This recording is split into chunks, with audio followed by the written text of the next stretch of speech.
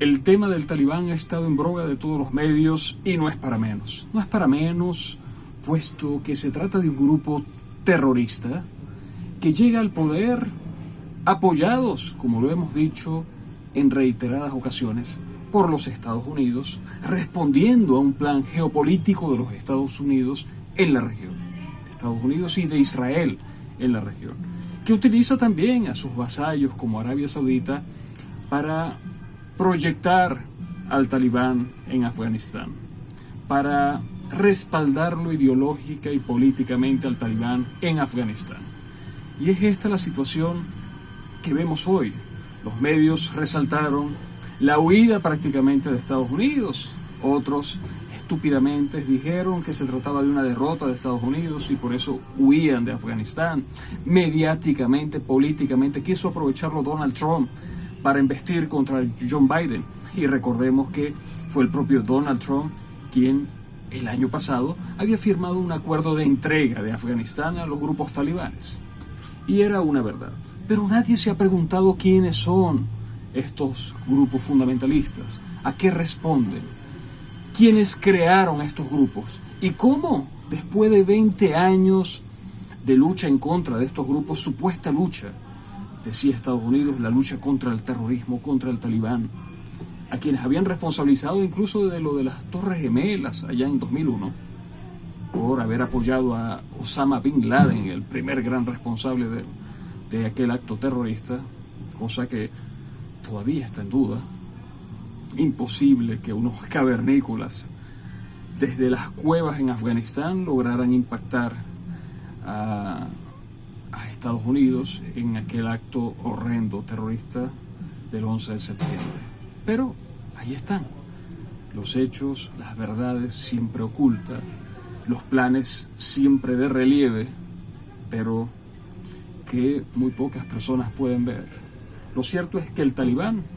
así como la hermandad musulmana en el siglo pasado y hoy también,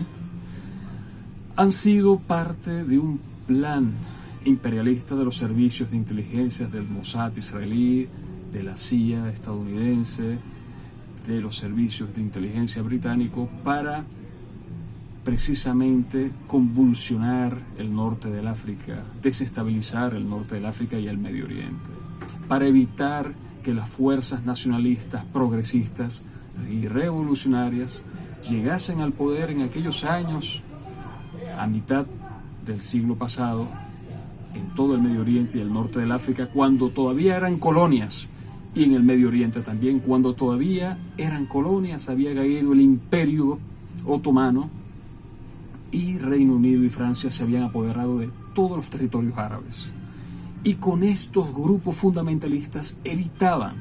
que los nacionalistas, los revolucionarios, tomasen el poder, puesto que lo utilizaban para perseguir, asesinar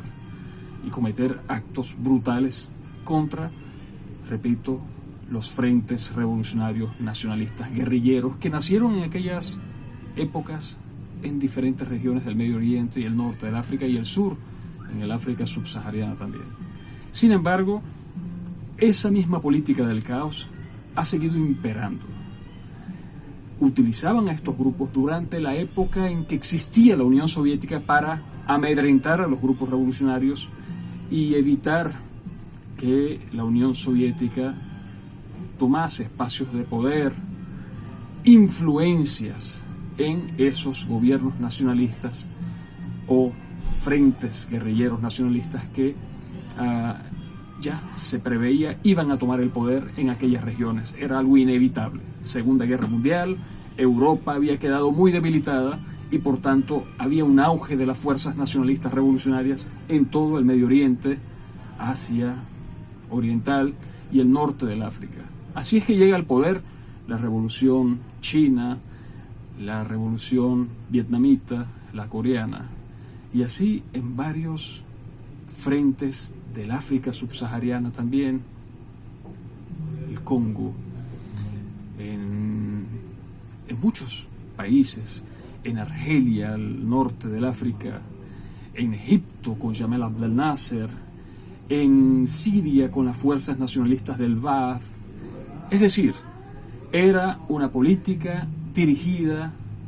a amedrentar, a destruir, a aterrorizar a la población, utilizando grupos terroristas fundamentalistas para evitar las revoluciones en aquellos momentos. Caída la Unión Soviética, estos mismos grupos,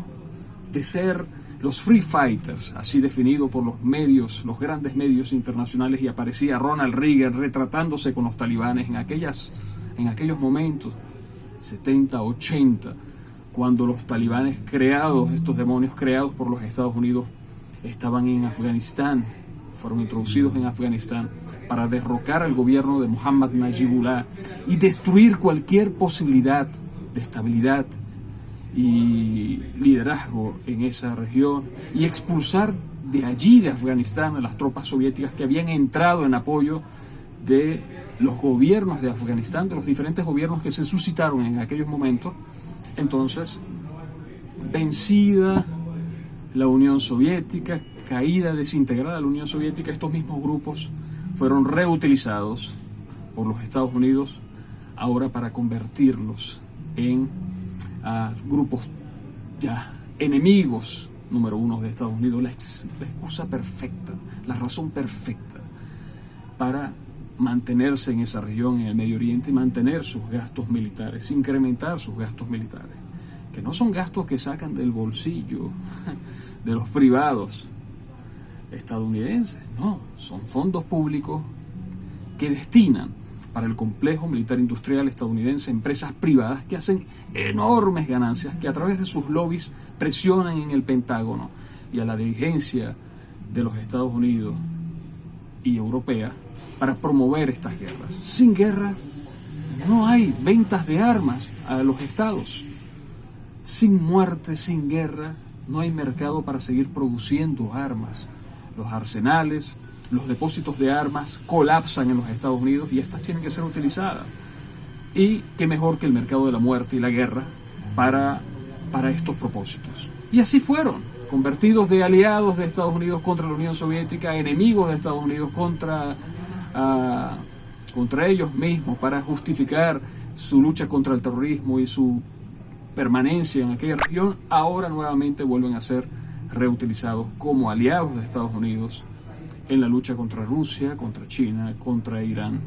potencia media en la región, Irán. Y es eso, no pudieron recrear el Estado Islámico en Siria, fueron derrotados sus grupos mercenarios en Siria, en Irak fueron derrotados también,